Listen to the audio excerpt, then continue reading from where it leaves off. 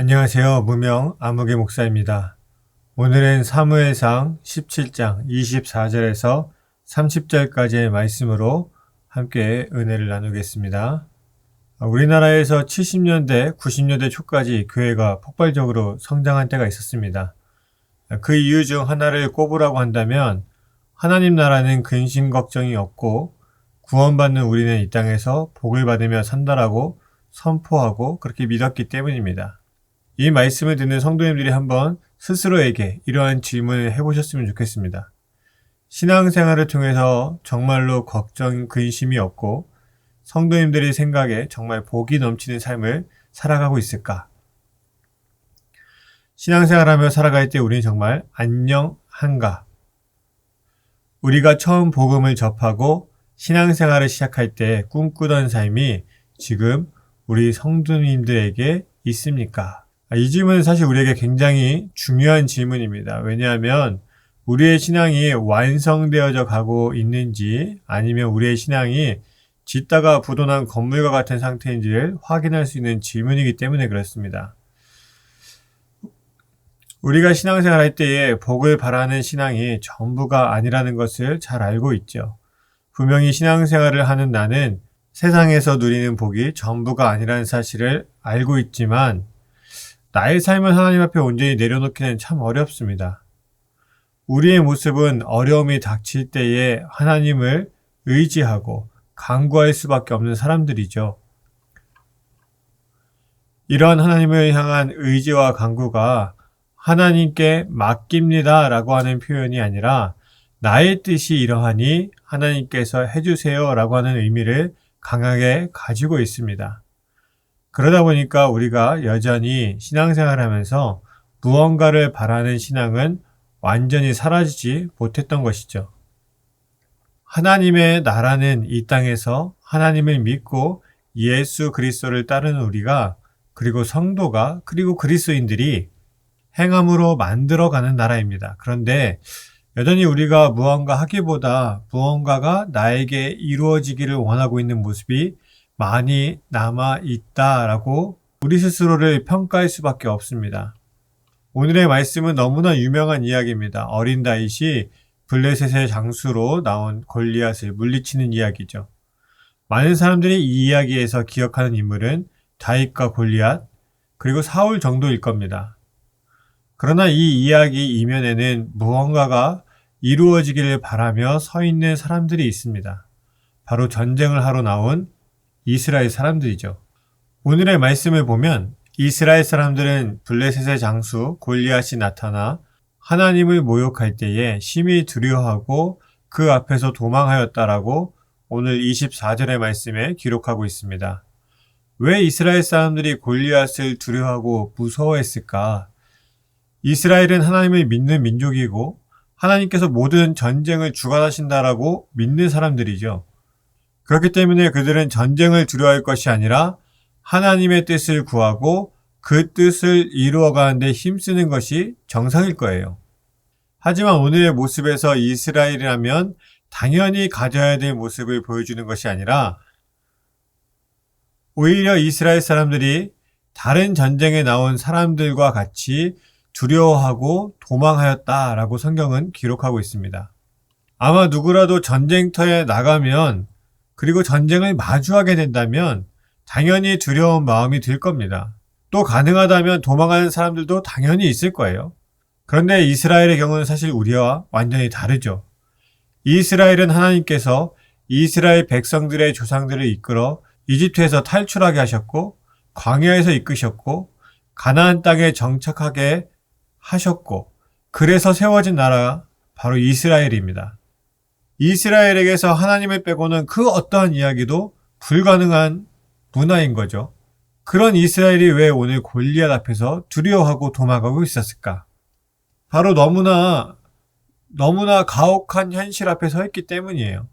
지금 골리앗이 나왔는데 이스라엘도 한 장수가 나서서 장수 대 장수로 싸워야 되는 그런 상황입니다.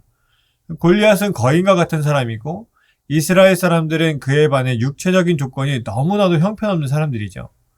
그 누가 나가서 거인과 싸울 생각이 없는 거예요. 왜냐하면 무조건 이길 수 없는 상황이기 때문이에요. 이 가혹한 현실 앞에선 이스라엘 사람들이 우리가 흔히 생각하는 것과 같이 하나님을 의지하거나 하나님의 뜻을 깨달아 나아간다라고 하는 것 자체가 이들에게는 현실적이지 않은 겁니다. 결국 한 개인에게 주어진 현실 앞에서 이들은 포기하고 도망할 수밖에 없는, 그래서 이스라엘이지만 이스라엘이라고 이야기할 수 없는 모습을 오늘 보여주고 있는 것이죠.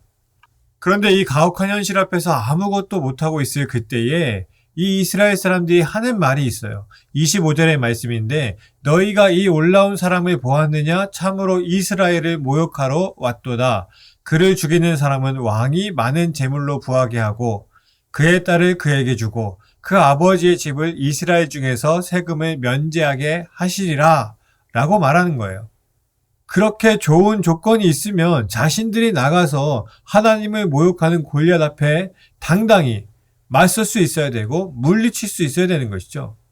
그런데 그들은 나가지 않고 두려워하고 도망하면서 이 골리앗을 물리쳤을 때에 사울이 어떠한 혜택을 줄 것인가, 이러한 이야기들을 이야기하고 있는 거예요.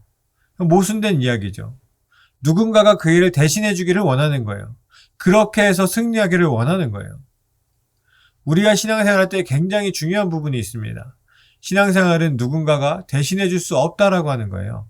누군가 대신해 주면 될 것처럼 보이지만 절대 대신해 줄 수 없습니다.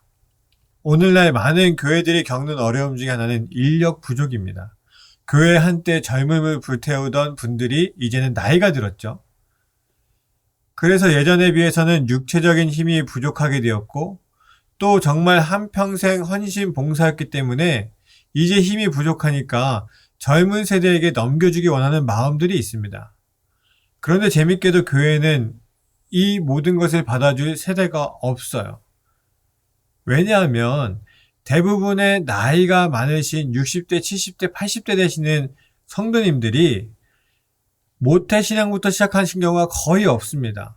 대부분 성인이 되면서부터 신앙생활을 하게 되었고 열심을 갖고 30년, 40년 봉사하신 거예요. 그런데 반대로 그 모든 것을 받아줘야 될 자녀들은 그 부모들이 20대, 30대에 하나님을 알게 되고 교회에 나오게 되면서 그 어린 자녀들이 그 당시에 신앙생활을 시작하게 되었고, 지금 30대, 40대, 많게는 50대가 되었는데 이들도 신앙생활하면서 봉사했던 시간이 30년, 40년이 돼버리는 거예요.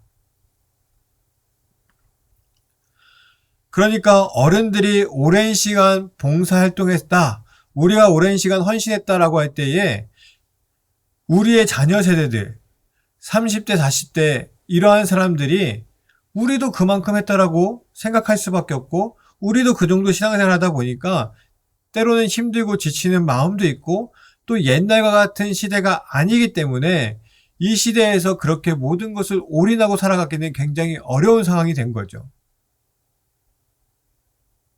그래서 서로 하나님의 일을 미루고 피해보려고 하고, 너가 해라, 내 나이 때 이런 거 해야 되냐, 우리가 젊었을 때 다 이런 것들 했던 것이다 라고 말합니다. 그러면서 무엇을 말하는가 하면 너희가 이렇게 하나님의 일을 감당하고 신앙으로 살면 복을 받는다라고 말하기 시작해요. 처음에는 경험과 자신의 은혜를 표현하는 말이었겠지만 나중에는 하나님의 사역을 미루기 위해서 하지 않으려고 하는 핑계의 말이 되어버리는 거예요. 그렇게 복 받을 일이면 자신이 하면 되죠. 왜 다른 사람들에게 그런 이야기를 하겠습니까? 이스라엘 사람들이 그런 말을 지금 하고 있는 거예요. 골리앗을 물리치면 사울왕이 좋은 혜택을 줄 텐데, 더 재밌는 거는요, 성경에 사울왕이 이런 말을 한 적이 없다는 거예요. 물론 그 당시에 전쟁에서 큰 공을 세우면 일반적으로 이러한 혜택들을 줬습니다. 자신들이 할 수 없는 일, 하고 싶지 않은 일을 미루면서 하는 이야기가 이런 것을 행하면 복을 받을 것이다, 이러한 이야기를 하는 거예요. 이것이 이스라엘 사람들에게 가장 좋은 혜택처럼 보였을 거예요. 골리앗을 쓰러뜨렸을 때의 가장 현실적인 이익인 것이죠. 그런데 이스라엘이 더 이상 이러한 문제에 대해서 하나님의 뜻을 구하지 않는 게 문제인 거예요. 흔히 말하는 현실을 보게 되고 하지 않으면서 현실적인 복에 대해서만 말하기 시작해요. 그러니 그러한 공동체에 승리가 있을 수 있겠습니까? 거기에 등장하는 것이 다윗이라고 하는 청소년입니다. 먹을 것을 갖다 줄 수 있을 만한 그 정도 여행을 할 수 있는 나이가 된 다윗이에요. 이 다윗이 가서 보니까 얼마나 한심합니까? 골리앗이 나와서 하나님을 모욕하고 이스라엘을 욕되게 하고 있는데 아무도 그곳에 나아가서 대적하는 사람들이 없는 거죠. 그러나 다윗에게 현실이라고 하는 것은 무엇이었냐면요. 어떤 보상을 받느냐, 어떤 것을 이뤄갈 수 있느냐, 이런 게 중요한 것이 아니라 지금 나에게, 우리에게 닥친 이 문제를 우리가 어떻게 해결할 것인가. 나라도 그런 문제를 해결해야 되지 않을까. 그런 관점으로 가게 되는 거예요. 이스라엘 사람들과 다윗이 보는 현실이 전혀 달랐던 거죠. 여러분, 이스라엘이 왜 왕을 세운 줄 아십니까? 왜 왕을 세워달라고 그렇게 고집해온지 아세요?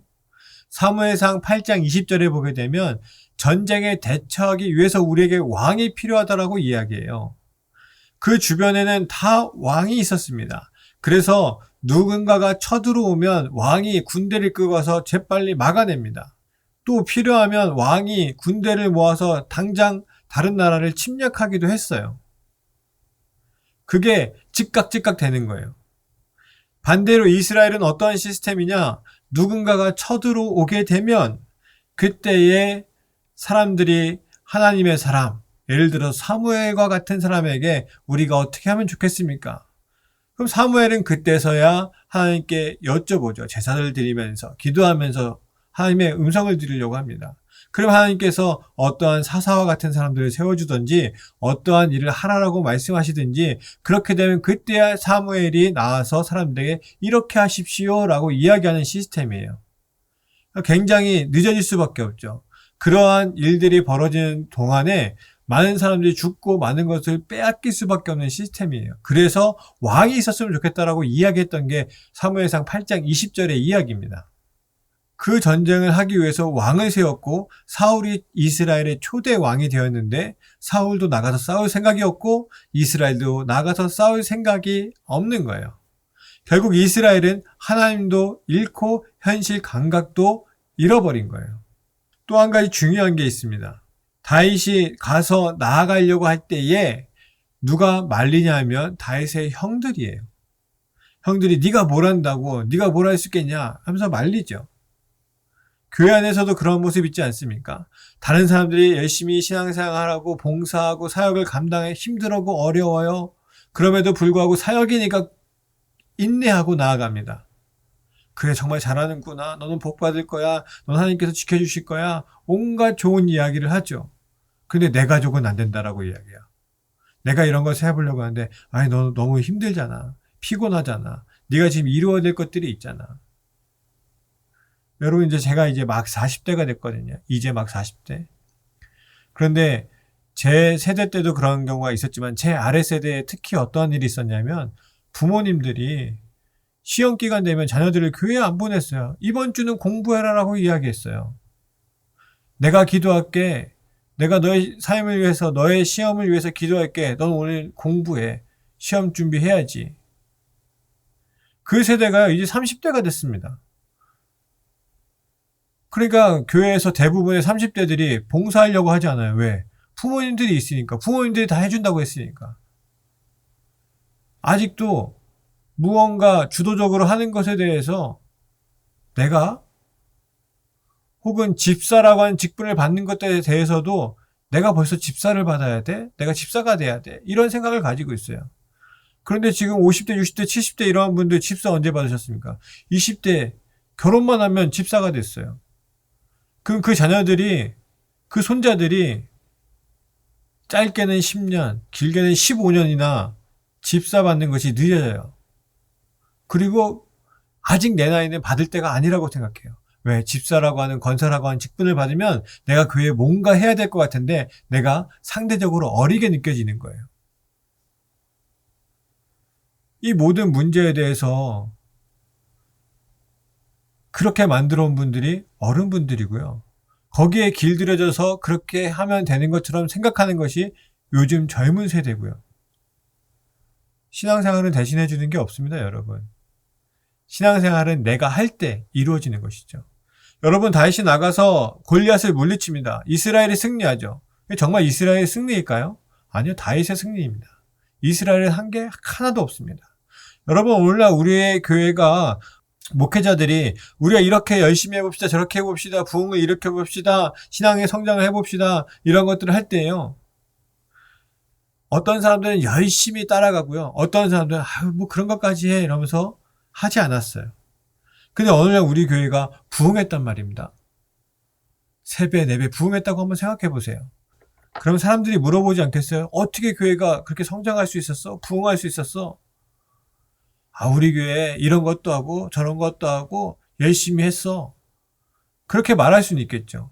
내가 속한 교회가 부흥할 수는 있지만 내가 한 건 아무것도 없는 거예요. 그러면 우리 교회가 나는 아무것도 한 게 없는데 부흥했다고 해서 내가 그 영광을, 그 은혜를 맛볼, 자랑할 만한 그런 상황이 될까요? 여러분들이 신앙생활함에 있어서 나는 조용히 신앙생활하고 싶어요. 나는 그런 것까지 않고 예배만 잘 드리고 싶어요. 예배도 잘 안 드리잖아요, 솔직히.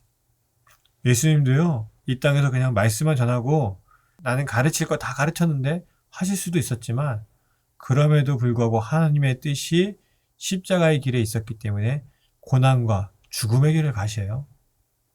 그렇게 구원은 이루어진 겁니다. 이제는 우리가 그 길을 가야 되는 것이죠. 나이가 많든지 적든지, 경제적인 여건이 되든지 되지 않든지, 내가 사역을 오래 했든지 안 했든지, 그러한 것은 하나도 상관할 바가 아니라는 거죠. 오직 지금 내가 주의 뜻에 따라서 사명을 감당하고 있는가, 승리의 길을 가고 있는가, 예수님을 따라 십자가의 길을 가고 있는가가 우리에게 가장 중요한 일입니다. 무명 아무개 목사였습니다. 감사합니다.